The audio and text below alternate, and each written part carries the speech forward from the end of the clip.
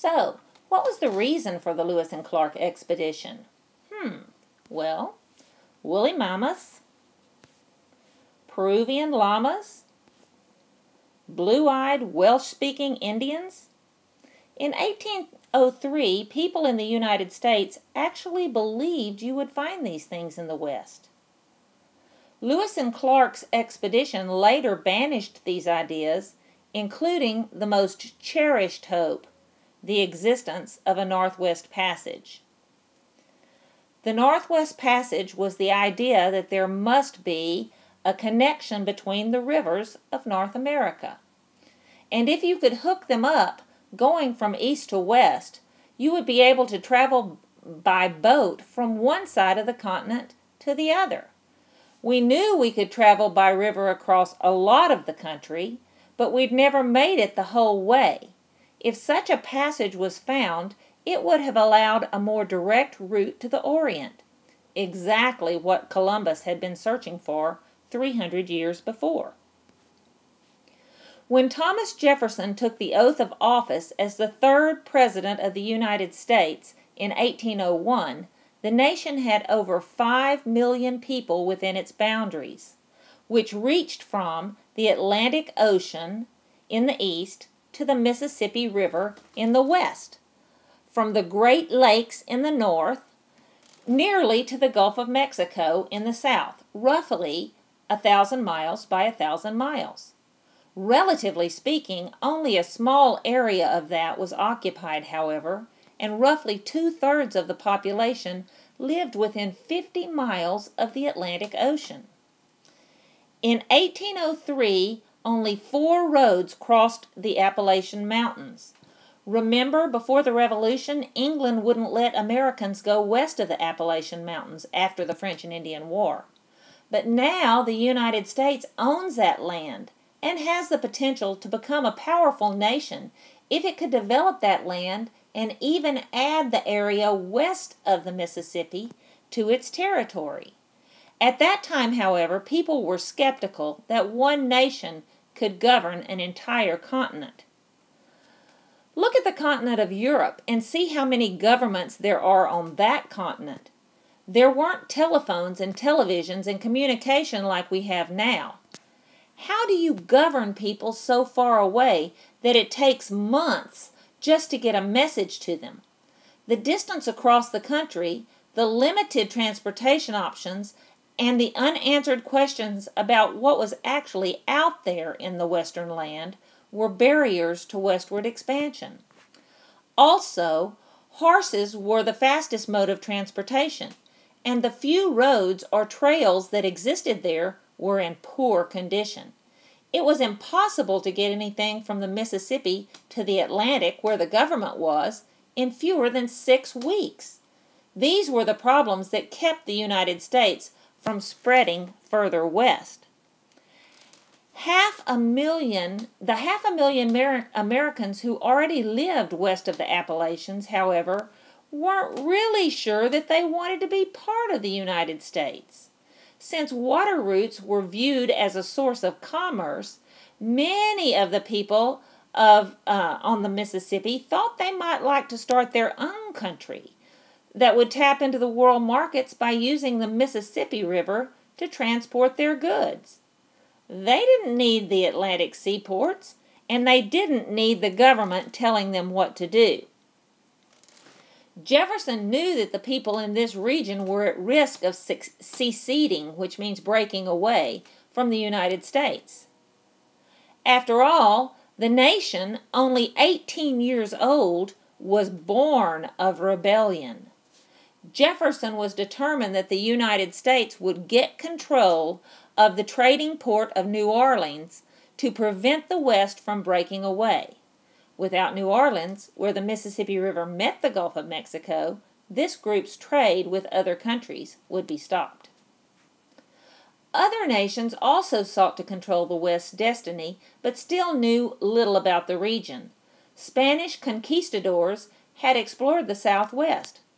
French and Spanish fur traders had ventured part of the way up the Mississippi River, and the British had visited the Mandan Indians in what is now North Dakota. Jefferson had many ideas about the unknown areas of the West, and his personal library at his home in Monticello had more books about the American West than any other library in the world. Some of Jefferson's books described erupting volcanoes and salt mountains. Other books led him to believe that the Virginia Blue Ridge Mountains might be the continent's highest. As it turned out, the Rockies were 8,000 feet higher. Depictions of land and creatures in the West often came from the imaginations of men who had never actually been there. Many reports told of western lands spotted with wondrous creatures, unicorns, gargantuan woolly mastodons, 7-foot-tall beavers, and friendly buffalo. Maps of the West proved equally fictitious. European geographers, for example, drew maps depicting California as an island. Other maps showed the Rocky Mountains to be narrow and easy to cross. There really was no map that could say exactly what was out there. They knew a little bit about Columbia and the St. Louis rivers, some details about the Missouri River up to the Mandan villages in the Great Bend of the river in North Dakota. But the area that came after that was blank, and the best minds in the world could not fill in that blank until someone had walked the land, taken measurements, and described who and what was there. The United States needed to find out if the benefits of owning this land were worth the trouble.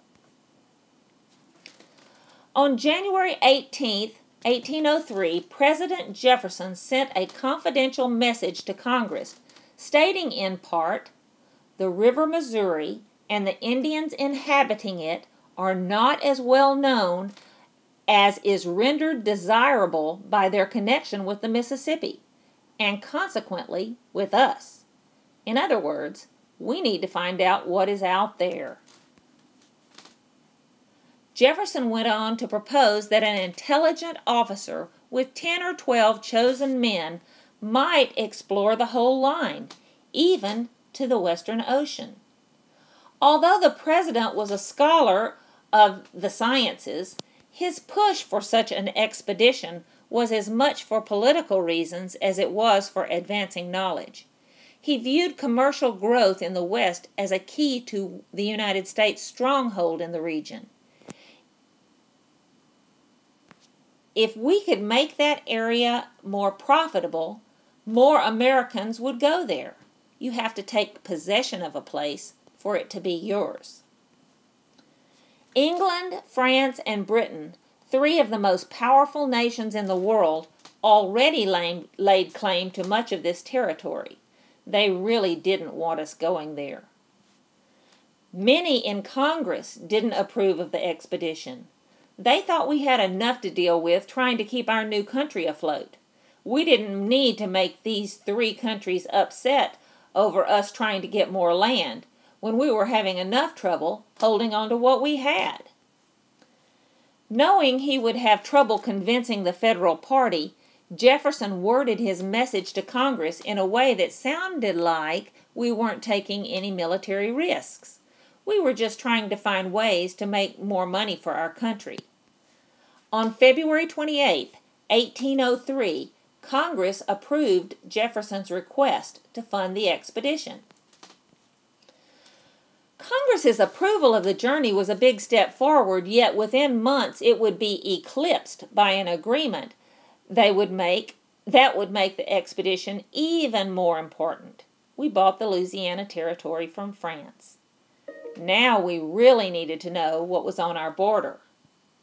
France was too busy with war with England to worry about Louisiana, and they needed the money to support their war. The cost to the United States was $15 million. That sounds like a lot, but it's only 3 cents per acre for the Louisiana Purchase. Napoleon Bonaparte, the leader of France, had his own reasons for the dramatic offer. He held title to Louisiana, but had little power to enforce it. The Americans, because of their proximity, were sure to overrun the area before he could even get an army there. He might as well make some money off of it while he could. Amazed by the offer, Jefferson accepted and rushed the treaty to Congress, in spite of doubting its constitutionality. Federalists had attacked the purchase not only as a blatant waste of money. Nevertheless, the treaty was signed on April 30th, 1803. In a single stroke, the size of the United States was doubled. The Louisiana Purchase was not publicly announced until July the 3rd, just 2 days before Meriwether Lewis left Washington for Pittsburgh to begin purchasing supplies and for hiring men for the expedition. For Lewis, the purchase changed what would have been a semi-covert mission through foreign territories into a bold survey of American-owned land. Jefferson sent Lewis and Clark off with several pages of specific instructions about what information to collect during the journey. What were the Indians like? What were their languages, their customs, their medical habits? Jefferson craved details of the plant and animal life, the minerals, and the mountains. And of course, he wanted to know what were the possibilities for trade. To ensure the expedition's success in obtaining whatever it would need to meet his goals, Jefferson signed and gave Lewis a letter pledging to reimburse anyone for any goods or services that Lewis and his expedition needed. So the expedition had a limitless line of credit, and rightly so, in Jefferson's view. He was asking Meriwether Lewis and William Clark not only to chart their new territory of the United States, but to chart the nation's destiny.